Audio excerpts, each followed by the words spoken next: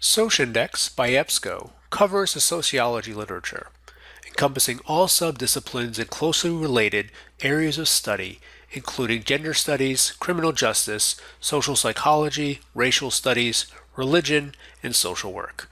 It indexes scholarly journals, books, and conference papers. Let's check it out by using the search strategy we created to answer the question, how are children affected by witnessing domestic violence?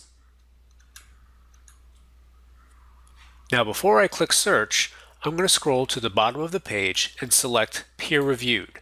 This way, all of my results from my search will come from peer-reviewed journals. I retrieved over 1,300 results, and similar to what we saw in PsycInfo and social services abstracts, I can narrow my results by using the limits here on the left. I'm going to limit it further by selecting the United States, so all my studies are from the United States.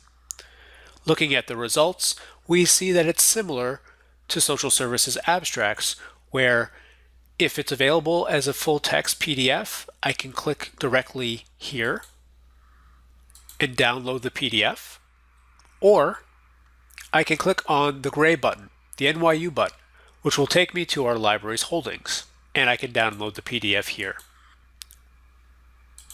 So that's how it works.